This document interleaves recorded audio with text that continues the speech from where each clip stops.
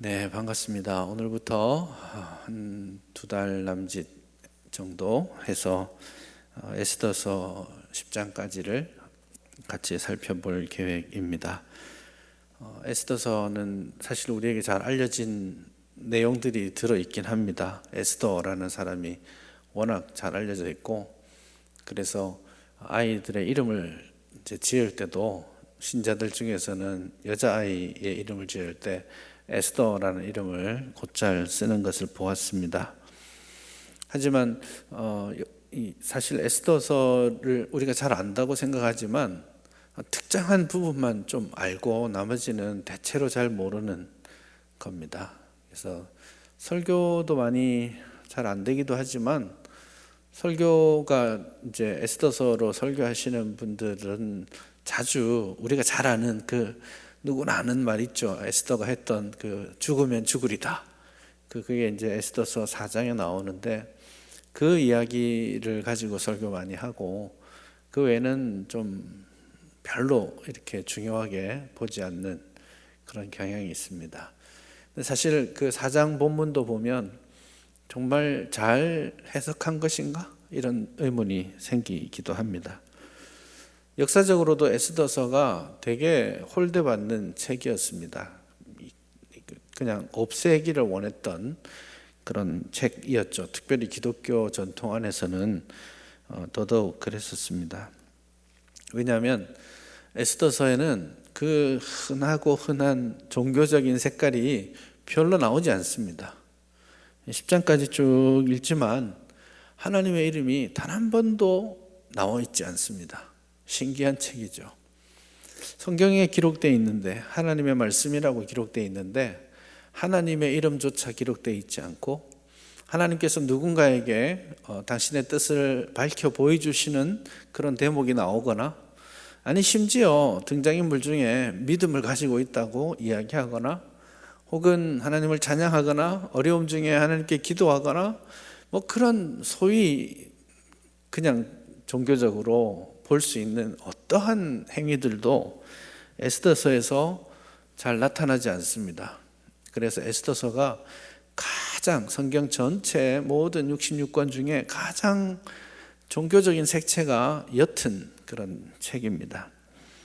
대신에 이제 유대주의, 유대인스러운 어떤 고집, 이런 것들 좀 많이 나타나고 있고, 더 당황스러운 것은 오늘 1장에서도 읽은 본문에서 나와 있는 것처럼 에스더서 안에는 시작부터 끝까지 소위 말하는 부어라 마셔라 하는 그런 술판 잔치가 계속됩니다. 이 술 마시는 이 잔치가 1장부터 마지막까지 계속해서 나오고 있거든요. 그래서 종교적인 가치를 가지고 이 에스더서를 읽으면 좀 당황스러운 그런 경우들을 봅니다. 지금도 이제 불임절이 나오게 된 동기를 여기 에스더서가 말해주고 있는데, 지금도 유대인들은 불임절 되면 술을 굉장히 많이 마시고 술에 취해 있는 것을 정상으로 여길 정도로 잔치와 깊은 관련이 있습니다. 그 흔한 하나님의 이름, 그 흔한 기적 하나, 하나님의 말씀 하나 나타나지 않는데 이것이 성경으로 자리하고 있다. 참 신기한 일입니다. 대단한 일입니다. 왜 이것이 놀라우냐면은, 이 에스더서의 저자는 하나님을 단 한 번도 언급하지 않으면서도 에스더서를 읽어가다 보면 하나님이 가장 많이 느껴지도록 성경을 기록해 놓은 것이에요. 하나님은 어디에도 나타나지 않는데, 그래서 에스더서 주제를 숨어 계신 하나님 이렇게 표현해 놨는데요, 하나님은 안 계신 것 같아요. 우리의 삶 가운데 하나님이 역사하지 않는 것 같고, 하나님은 어디에도 나타나지 않는 세상적인, 정치적인 여러 가지 협잡스러운 그런 모습들이 많이 나타나 있는 세상 가운데 그냥 아무렇게나 흘러가는 것 같은데, 그 과정을 지나가다 보면 하나님이 일하셨음을 깨달아 알게 되고, 그래서 하나님을 전혀 언급하지 않으면서도 성경의 모든 부분에서 하나님을 기억하게 하는 그런 탁월한 책이 바로 이 에스더서라고 할 수 있겠습니다. 그래서 에스더서는 하나님은 지금 숨어 계시지만 하나님은 역사의 무대에서 당신의 뜻을 이루어 가시고 당신의 나라, 당신의 통치를 실행하고 계신다라는 것이 에스더서가 우리에게 잘 보여주고 있습니다. 에스더 1장은 특별히 전체 에스더서가 어떻게 흘러가게 될지와 관련해서 좀 배경을 만들어주는 역할을 합니다. 1장과 2장이 그렇죠. 주로 이제 이런 이야기 성경에서는 앞에서 먼저 배경을 소개하는데 때와 장소와 그리고 이 무대를 만들어갈 주요한 등장인물들을 소개하기 시작하죠. 이제 1장에서부터 이제 소개합니다. 2장은 에스더, 모르드게 이런 사람을 소개하고 있고 1장은 그들이 살아가고자 했던 그 당시 사회를 소개하는데 이제 지면을 할애하고 있습니다. 오늘 1장 1절을 보시면 이 일은 아하수에로 왕 때에 있었다 그렇게 표현합니다. 그래서 여기에 페르시아의 왕 아하수에로가 제일 먼저 본문에 등장하고 있습니다. 그 세상 역사책을 보면 크세르크세스 이렇게 표현되어 있습니다. 이제 히브리어를 그냥 우리식으로 읽으면 아하수에로 이렇게 읽을 수 있는데 이제 그리스식 영어식으로 읽으면 크세르크세스 이렇게 표현이 됩니다.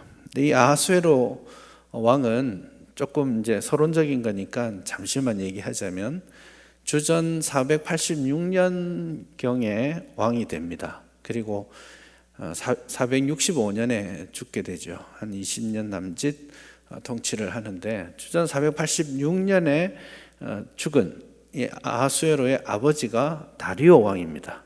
성경에도 나오지요. 다리오 왕이 통치합니다. 이 다리오 왕이 성전을 건축하도록 명령을 내리는 그런 왕으로 나타나 있습니다. 그래서 486년부터 실제로 에스더가 왕후가 되는 게 2장에 가면 이 아하수에로 통치 7년입니다. 그래서 아마도 479년 8년 사이에 에스더가 왕후가 됩니다. 그때까지의 역사적 배경이 1장에 나오고 있습니다. 1장을 보니까 인도로부터 구스까지 127지방을 다스리고 있다 이렇게 말합니다.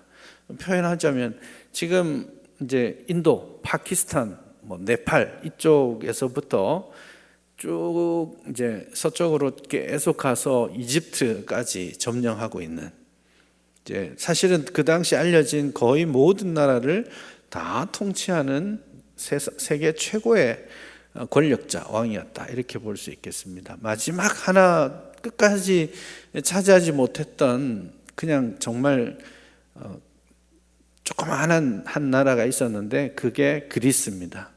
아테네나 스파르타나 이런 것들 중심으로 했었던 도시국가들, 그리스 도시국가들이 그때 있었고 그 외에는 이 아하수에로가 다 통치하고 있었습니다.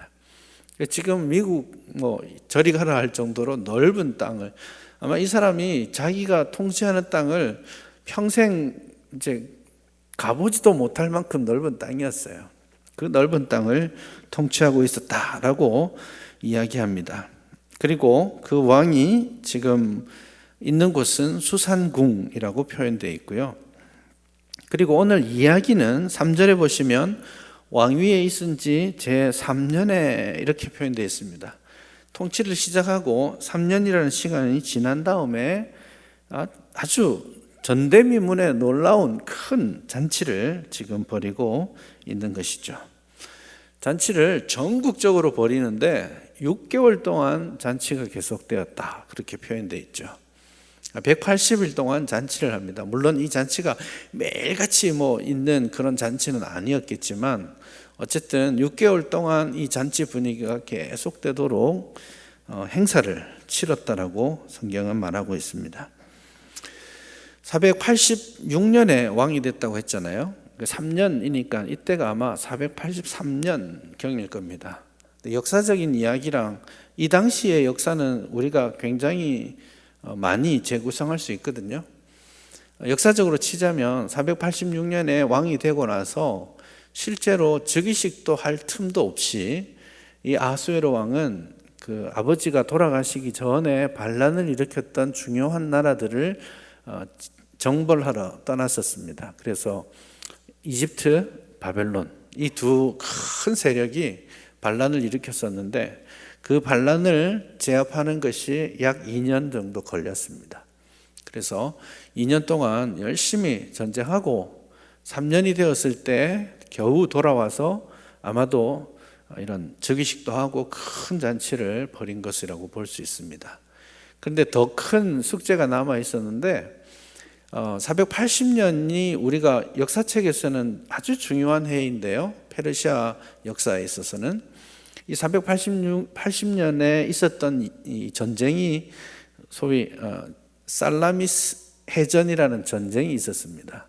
그 전쟁이 이 아하수에로 왕이 스파르타를 중심으로 아테네와 스파르타를 중심으로 있었던 그리스와의 아주 큰 일전을 벌였던 전쟁입니다. 근데 이 전쟁에서 페르시아가 졌습니다. 아주 대패를 하고 아하수에로가 쫓겨오듯이 이 고향으로 돌아오게 되죠. 이게 왜 중요하냐면 그리스는 아까 말씀드렸던 도시국가 공동체였습니다. 정말 아무것도 아닌 페르시아가 보기에는 세 발의 피 같은 그런 존재였는데 다리오 아버지가 전쟁을 먼저 걸었다가 실패합니다. 그게 우리 그 세계사 책에도 나오는 마라톤 전쟁입니다. 그게 다리오 아버지가 일으켰던 전쟁인데 아버지의 소망이 그리스를 정복하는 건데 그걸 이루지 못하고 죽었어요. 그래서 아들이 왕이 되고 지역의 반란을 정리하고 나서 아버지가 꿈꾸었던 그 그리스 내가 먹어야 되겠다 이렇게 생각하고 엄청난 병력을 일으켜서 전쟁을 했는데 그 전쟁에서 보란 듯이 실패했고 그래서 사실은 이 전쟁으로부터 시작해서 기세가 꺾여가지고 그리스가 결국 페르시아를 정복하는 소위 알렉산더 대왕이 나와서 이 그리스 제국을 형성하는 그 역사적인 흐름으로 이어지게 되죠. 그 역사의 한가운데에 아하수에로 왕이 있었고 그 전쟁 이야기가 있은 이후의 이야기가 1장과 2장의 이야기입니다. 이제 그런 역사적 배경이 있고 이게 워낙 그 살라미스 해전이 워낙 유명하기 때문에 여러분 2007년도에 우리나라에도 개봉되었던 영화가 있는데 300이라는 영화가 있습니다. 그 300이라는 영화가 바로 이 아하수에로가 쳐들어왔던 그 전쟁 이야기를 소개합니다. 그래서 그 영화에 보면 그 좀 잘생긴 아하수에로 왕이 딱 나옵니다. 이 장면을 지금 배경으로 해서 그 영화가 만들어져 있는 것이죠. 어쨌든 그 전쟁을 준비하기 위해서 아하수에로가 지금 6개월 동안이나 이 잔치를 준비한 겁니다.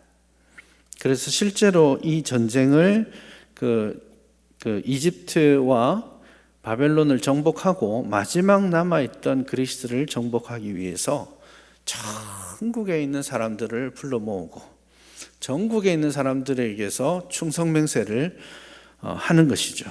그리고 사람들이 모여서 잔치를 하는데 3절에 보시면 바사와 메대의 장수와 각 지방의 귀족과 지방관들이 다 왕의 앞에 있다 이렇게 말하죠. 여기 보시면 이 순서가 바사와 메대의 장수가 제일 먼저 나와 있죠. 이건 전쟁을 위한 일종의 그 힘 위세를 자랑하고자 하는 그런 의도를 가진 그런 잔치였습니다. 그래서 180일 동안 왕은 4절에 보면 그의 영화로운 나라의 부함과 위엄의 혁혁함을 나타냈다. 그렇게 성경이 이야기합니다. 그래서 이 에스더서 1장의 초반부의 기본적인 메시지와 흐름은 야 대단하지 않아? 이겁니다. 페르시아의 왕이고 이 아하수에로가 통치하지 않는 땅이 전혀 없고 그 넓은 땅에서 모든 지방관과 장수들이 와서 이 아하수에로 왕 앞에 엎드려서 절하고 있고 이 아하수에로가 정치적인 능력을 발휘해서 앞으로 큰 일을 하게 될 거야. 그런 자랑을 지금 하고 있는 겁니다. 그래서 6개월 동안 잔치하고 그리고 나서 도성 수산궁에 있는 백성들을 위해서 그 마지막 7일 동안 잔치를 합니다. 그래서 6절에 보시면 이제 읽기 곤란했던 이제 그런 부분들이 또 있는데요. 6절에 보면 여러 화려한 장치들을 해두고 있습니다. 아주 멋진 집을 만들어 두고 사람들에게 금과 은으로 된 자리, 의자에다가 앉힙니다. 그리고 7절에 보면 금잔으로 술을 마시도록 합니다. 그래서 이 왕의 위엄과 부요함이 한이 없다라는 것을 본문이 강조하고 있습니다. 아마 사내대장부라면 이런 위엄, 이런 부요함, 이런 권세 흠모할 만하다라는 그런 느낌을 가지도록 본문이 이야기합니다. 그의 놀라운 권세와 부와 위엄들, 그 옆에 둘러서 있는 어전의 내시들, 지방관들, 장관들 다 서 있고 그런 위엄을 보여줍니다. 그리고 왕후도 9절에 보면 또 여인들을 위해서 별궁에서 잔치를 벌이고 있습니다. 문제가 생겼죠. 이쯤 해서 다 끝나면 되는데 10절에 보면 마지막 날 하루 남겨놓고 제7일에 왕이 주흥이 일어나서 술에 취해 있습니다. 부어라 마셔라 계속 했으니까요. 주흥이 일어나서 어전의 내시들을, 우리가 생각하는 내시가 아닙니다. 여기서 말하는 어전 내시들은 아주 고위 공직자들을 뜻하는 겁니다. 어전의 내시들을 7사람을 다 불러서 거창하게 자기 아내였던 왕후 와스디를 나오라고 이야기합니다. 이게 뭐 문제 있겠나 싶겠지만 아마도 지금 여기에는 남자들이 술을 마시면서 무희들과 같이 춤을 추고 뭐 그런 현장입니다. 그런 현장에 왕후를 데리고 오는 겁니다. 다 술에 취해 있어 막 웃고 앉아 있는데 왕후가 딱 나타나면 예쁘지? 뭐 이렇게 말하려고 했는지는 모르겠지만 어쨌든 이 왕후로서는 굉장히 모욕적이다라고 느꼈을 겁니다. 그래서 이 대찬 왕후가 난 안 간다 이렇게 이야기를 하는 장면이 나옵니다. 그래서 이것은 왕후로서는 굉장히 위험한 이야기이기도 하지만 이해가 되는 부분이기도 합니다. 내가 이 나라의 왕후인데 마치 창기들이나 나가서 춤추면서 주흥을 돋구는 그런 자리에 내가 그들의 웃음거리로 설 수 없다라는 그런 자존감이 있었던 거죠. 거기에 대해서 충분히 이해할 만한 이야기입니다. 그런데 이제 이 왕이 아주 자존심이 상하게 된 것이죠. 여기에서 문제가 생깁니다. 지금 여기까지는 왕의 위엄과 권세, 부 이런 것들이 정말 대단하지 않아? 모든 사람들이 흠모할 만한 그런 자리가 거기에 있지 않아? 이렇게 이야기를 했는데 사실은 까놓고 보니까 이 왕의 모습이 그러하지 않다라는 것을 폭로하기 시작합니다. 그는 무엇이 옳은지 제대로 판단하지 못해요. 그래서 귀한 자기의 아내를 자기의 신하들의 주흥거리로 혹은 자기의 소유물처럼 그냥 불러다 세울 수 있는 그런 존재로 이해하고 실행하고 있는 그런 모습입니다. 거창하게 불렀는데 못 데리고 오니까 왕이 자존심이 상했습니다. 그래서 12절에 보면 왕이 진노하여 마음속이 불붙는 듯 하더라 이렇게 막 부글부글 끓어올랐습니다. 이걸 어떻게 해야 될지 모르겠다고. 이것은 아내에 대한 분노라기보다는 자기 자신의 자존감에 상처를 입은 것에 대한 분노가 더 컸을 겁니다. 내가 이렇게까지 왕의 위엄을 보여왔는데 6개월 동안이나 그렇게 신경 썼는데 마지막에 찬물을 끼얹어 버린 왕후의 모습이 정말 참을 수 없었던 것이죠. 그렇게 해서 이 6개월 동안 공을 들였던 그의 잔치는 망쳐버리게 됐습니다. 이 왕의 마음도 사실 이해할 만합니다. 그러나 여기에서 폭로하기 시작하는 것은 뭐냐면 온 세상을 다스리는 세상의 통치자가 자기 아내에게 무시당하고 있는 그 이미지를 지금 집에서조차도 인정받지 못하는 존재라는 사실을 폭로하고 있는 것이죠. 그리고 나서 그 모든 것들이 다 폭로되기 시작하는데 자기 아내와의 관계의 문제를 자기 신하들에게 어찌할까 하고 묻고 있습니다. 그래서 13절에 보면 왕이 사례를 아는 현자들에게 어떻게 해야 되겠니? 라고 묻고 있는 그런 모습이 나옵니다. 그래서 문제가 생겼을 때 사실은 이 왕이 스스로 그것을 해결할 수 없는 존재인 것을 오늘 본문이 나타내어 보여줍니다. 그리고 나서 이제 비열한 정치판이 벌어지기 시작하죠. 이 14절 이하에 보면 이 내시들 그리고 왕의 규례를 아는 현자들을 어떻게 표현하고 있냐면 14절에 보면 왕의 기색을 살핀다라고 말합니다.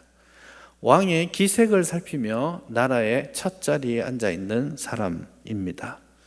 그래서 왕의 눈치를 보고 왕이 지금 원하는 답이 무엇인지를 보고 거기에 따라서 조언하는 그런 간신인 것이죠. 그래서 그 나라의 위엄과 권세가 사실은 왕도 신하들도 그렇게 의와 정의를 이루어가는 그런 좋은 나라를 만드는 사람들이 아니라 자기의 이익만을 구하고 자기의 자존심과 그리고 밖으로 드러나는 그런 것들에 집중하고 있는 그런 사람들이다라는 것을 본문이 보여줍니다. 그래서 왕이 분노하고 있다라는 여기에 맞추어서 이 특별히 무무간을 중심으로 해서 사람들이 조언하기 시작합니다. 굉장히 논리가 맞지 않습니다. 16절 이하에서 그렇게 이야기를 풀어나가는데요. 아하수에로 왕 당신에게 왕후가 잘못한 것이 아니라 왕후의 잘못은 모든 나라의 권세와 남자들에게 다 잘못한 거다. 왜냐하면 이 이야기를 듣는 모든 여자가 이 왕후처럼 행하게 될 것이고 그러면 온 나라는 기강이 다 무너져서 쓸모없는 나라가 될 거다. 이런 굉장히 심각한 논리적 비약을 일으키고 있죠. 그래서 왕후가 잘못했는데 결국 17절에 가면 모든 여인들이 남편을 하게 될 거라고 이야기합니다. 18절에 보면 아주 긴급성을 더합니다. 오늘이라도 바사와 메대의 귀부인들이 다 멸시하게 될 거고 온 집안에 멸시와 분노가 많이 일어나게 된다. 그렇게 이야기합니다. 그러면서 살짝 꼬아서 19절에 가면 왕이 만일 좋게 여기실진데 와스디가 다시는 왕 앞에 나오지 못하게 조서를 내리십시오. 이렇게 이야기합니다. 아주 교묘하게 이 무무간은 왕후라는 이름을 빼버렸습니다. 더 이상 이 와스디는 왕후로서의 자격이 없음을 이렇게 푸시하고 있는 그런 모습입니다. 실제로 페르시아는 왕후를 아무렇게나 뽑지 않습니다. 그래서 7 큰 족속이 있었고 그 족속 중에서만 왕후를 뽑게 되어 있습니다. 그게 페르시아의 규정이었죠. 그러니 이 왕후는 그냥 에스더와는 차원이 다르게 그냥 와 있는, 예쁘기 때문에 어떤 이유로 택함 받은 것이 아니라 그 페르시아를 좌지우지하는 7 가문 중에 한 사람, 그 가문을 정치 세력을 등에 업고 와 있는 거죠. 그래서 크게 생각하면 다른 세력이 굉장히 거창한 이야기를 끄집어내어서 자기의 정적을 제거했던 사건이라고도 이야기할 수 있습니다. 자신들의 의도들은 다 있습니다. 그런데 이것들을 다 숨겨놓고 있습니다. 마치 거기에서 논하는, 정치 자리에서 논하는 것이 온 나라의 가정의 평안을 위하는, 가정의 기강을 바로 세우는 그런 거창한 이야기들로 다 덮여 있는데, 그러나 사실 그 속에서 들어있는 생각들은 그냥 아무것도 아닌 자기의 자존심과 자기가 가지고 싶은, 또 누리고 싶은 권력욕들이 가득 차 있는 그런 모습인 것이죠. 텔레비전으로 치자면 사실 개그 콘서트 같은 코미디 프로그램에서나 나올 만한 이야기들이 소위 그 당시에 가장 잘 알려진 그리고 가장 위대한 권력자의 자리에서 일어나고 있다는 것입니다. 왜 이 이야기가 중요하냐면, 여러분, 에스더서에 등장하는 유대인들은 우리가 잊어서는 안 되는 중요한 한 존재가 있는데요. 에스라서, 느헤미야서, 에스더서가 포로 후기의 삶을 기록하고 있는 책이죠.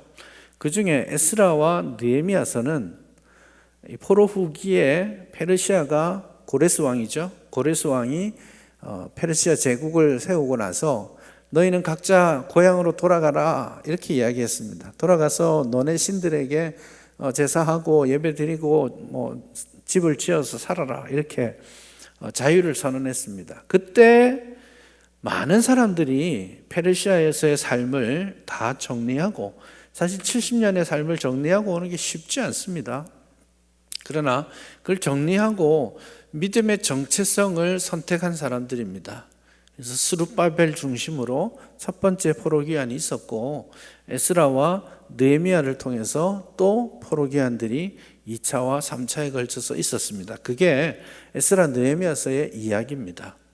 다시 말해서 페르시아의 안전하고 편안한 삶을 포기하고 하나님을 예배하는 예배 공동체를 세우기 위해서 많은 사람들이 믿음의 길을 선택하고 고향으로 예루살렘으로 돌아왔어요.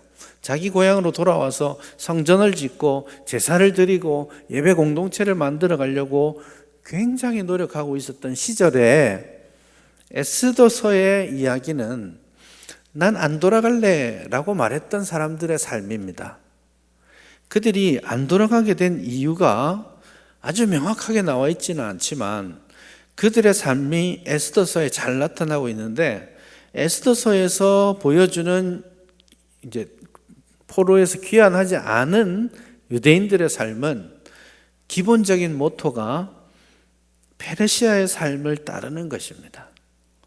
내가 이곳에서 지금까지 잘 정착하고 살았는데 이제 여기에서 다 집도 짓고 관직도 가지고 괜찮게 살고 있는데 굳이 돌아갈 필요 없지 않아?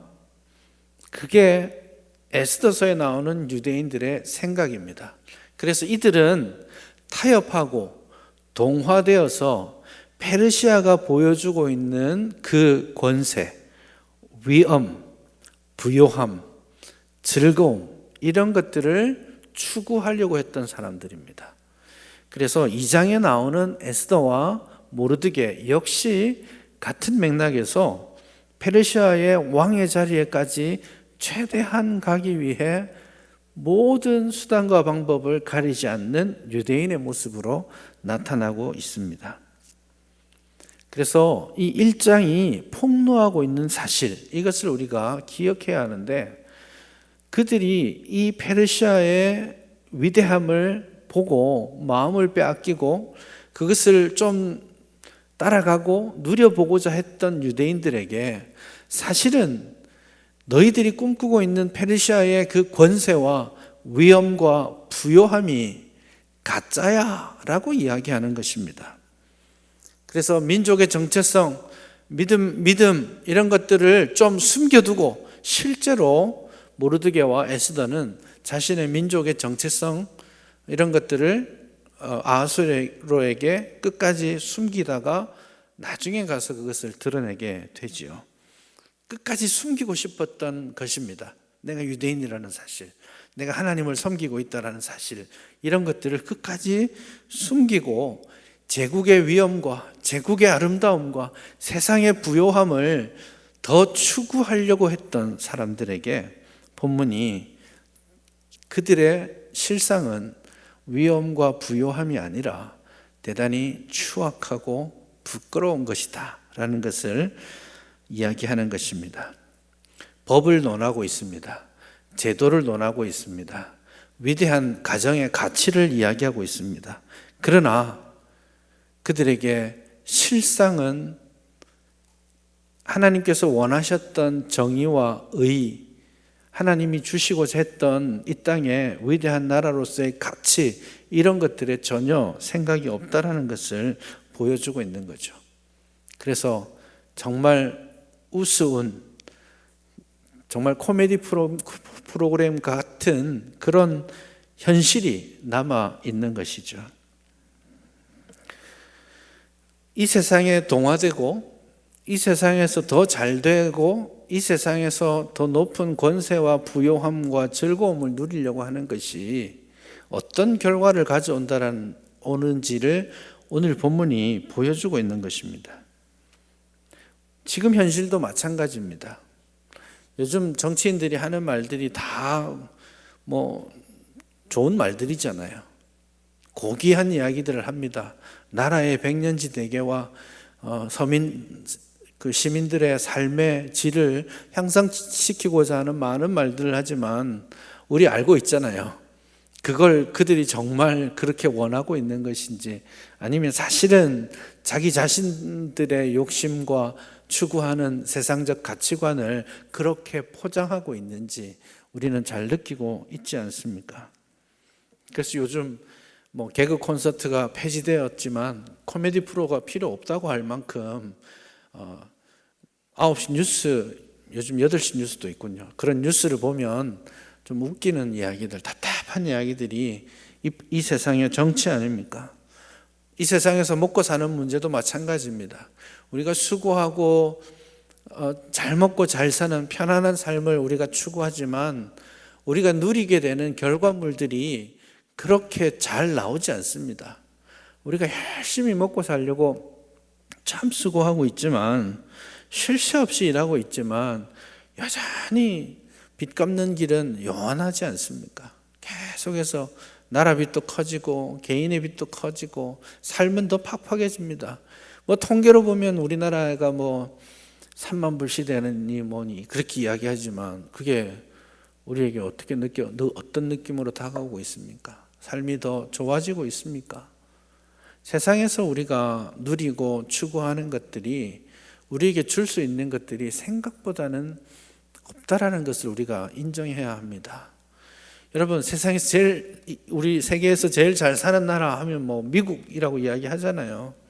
지금 미국의 민낯이 아주 많이 나타나고 있습니다. 어떻게 해도 먹고 살 길이 요원한 사람들의 그 불만들이 지금 미국에 엄청나게 많이 표출되고 있는 것이 지난 몇 년간의 미국의 현실이었죠. 사실은 이걸 깨우쳐야 됩니다. 빨리 깨우쳐야 됩니다.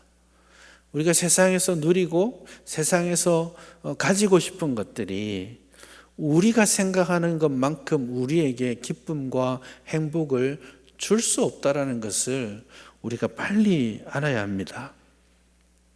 좋은 것을 약속하죠. 항상 그렇습니다. 누구든지 좋은 것을 약속합니다. 위엄과 기쁨을, 부유함을 약속하지만 사실은 그게 오지 않습니다. 더 절망적인 것은 뭐냐면요, 그 약속된 것을 이 세상에서 가졌다고 해서 행복이 오느냐? 크게 그렇지 않습니다. 세상이 약속했던 것들을 우리가 거머쥐었다고 해서 이 세상에서 참 행복하고 즐거움이 넘치느냐? 그렇지 않다는 거예요. 세상이 약속한 것을 우리가 그 권세와 부유함을 가졌다 하더라도 결국 우리에게 남는 것은 불만과 괴로움과 허무함뿐입니다. 왜 그러냐? 하나님의 나라를 물리고 세상의 나라를 앞세우기 때문입니다. 우리가 하나님의 통치 아래 있지 아니하고 하나님이 주시는 기쁨과 하나님이 주시는 행복을 누리지 아니하고 세상에 동화되고 세상의 가치를 추구하기 시작할 때 그 동화됨과 가치가 우리가 꿈꾸는 무언가를 주는 게 아니라는 거예요. 마치 가나 혼인잔치의 비유를 들자면요, 혼인잔치에 처음 왔을 때 좋은 포도주를 내었다가 나중에 시간이 지나갈수록 좋지 않은 포도주를 내는 것이죠. 그게 아주 일반적인 세상의 원리라고 우리가 알고 있지 않습니까? 그것과 같습니다. 결국 우리가 거머쥘 수 있는 것은 오늘 1장에서 아주 길게 설명하고 있는 이 세상의 위대함과 이 세상에 주는 부요, 이 세상에서 누릴 수 있는 기쁨, 이런 것들이 실상은 우리에게 없다라는 것이죠. 그러나 이 세상에서 보이지 않지만 이 세상을 만들어가고 또 이 세상을 통치하고 계시는 하나님이 있다라는 사실을 우리가 기억해야 하는 것입니다. 그래서 숨어 계신 하나님을 우리가 인정하고 세상에서 돌아가는 것 말고 하나님의 말씀을 통해 우리에게 알려주시는 그 하나님, 숨어 계시지만 이 비열한 정치판들이 벌어지는 것 같지만, 그래서 하나님 어디 계세요? 하나님 아무것도 안 하시는 것 같은데요. 하나님 내 기도 안 들어주시는 거 아니에요? 그런 생각이 드는 순간이 있을지라도 보이지 않게 일하고 계시는 하나님, 지금은 우리의 눈에, 우리의 이해에 다 하나님의 일하심이 이해되거나 받아들여지지 않겠지만 이 시간들이 지나가면서 숨어서 역사하시는 하나님의 뜻이 온전히 이루어지고 그 숨어서 역사하셨던 그 하나님의 왕국이 결국에는 영원한 안정과 기쁨 준다라는 것을 우리는 깨닫게 되는 거예요. 1장을 보면 에스더도 나오지 않고요, 모르드게도 나오지 않습니다. 그냥 세상의 비열한 정치만 언급되어 있습니다. 근데 이게 무슨 소용이 있어? 라고 생각할지 모르겠지만 2장을 넘기고 3장을 넘기고 이걸 9장까지 가다가 보면요, 이 1장의 이 이야기가 하나님께서 당신이 당신의 일을 하시기 위해 미리 밑돌을 깔고 계시는 거라는 것을 확인하게 됩니다. 그래서 이 순간에 1장에 섰을 때 우리는 정말 하나님을 볼 그게 없어요. 그렇지만 2장 가서 3장 가서 하나님이 에스더를 위해 이렇게 준비하셨구나. 아하수에로의 성격이 이랬기 때문에 결국에는 와스디가 나타나지 않음으로써 폐위되었지만 에스더는 부름받지 못했음에도 불구하고 나타남으로써 자신의 왕후의 권위를 세우게 되는 그 인생 역전의 이야기가 일어나게 될 것임을 우리는 기대하게 되는 겁니다. 글쎄요, 우리가 에스더서 1장의 자리에 여전히 머물러 있을 수 있겠습니다. 그렇지만 그 가운데 숨어 계신 하나님, 역사하시는 하나님, 그 하나님을 기억하고 신뢰할 수 있기를 바랍니다. 일하시지 않는 것 같지만, 그래서 이 세상에 동화되고 이 세상에 발맞추지 않으면 내가 그냥 이 세상에서 도태될 것 같은 두려움이 생길지 모르겠지만 우리는 영원한 하나님 나라 백성입니다. 실패하지 않을 하나님 나라 백성입니다. 그 하나님의 통치 안에서 이 말씀의 가치를 붙잡고 살아가는 그 하나님의 통치 아래서 우리는 세상이 줄 수 없는 영원한 즐거움, 세상이 감당할 수 없는 왕으로서의 통치 능력을 우리에게 허락하실 거예요.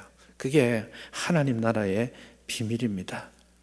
그러니 여러분, 이 세상의 한가운데에서 하나님이 계시지 않다라고 느끼는 그 순간이 있다 할지라도 낙심하지 마십시다. 힘을 내십시다. 하나님께서 계십니다. 하나님께서 일하고 계십니다. 우리는 실패하기도 하고, 우리는 낙심하여 멈추어 서기도 하고, 잠들기도 하고, 잊어먹기도 하지만, 우리 하나님은 쉬지도 않으시고, 주무시지도, 졸지도 않으시고, 당신의 일을 하십니다. 그러니 하나님 안에서 위로와 힘을 얻으시고, 그 잠깐 보이지 않는 하나님의 그 일, 그것 때문에 세상의 거짓으로 점칠된 세상의 가치에 동화되려고 노력하지 않기를 바랍니다. 그래서 하나님 앞에서 하나님 자녀로서의 정체성을 지키면서 하나님께서 일하시고 계심을 신뢰하고 그 나라의 백성으로서 하나님이 주실 승리를 누릴 수 있기를 바랍니다.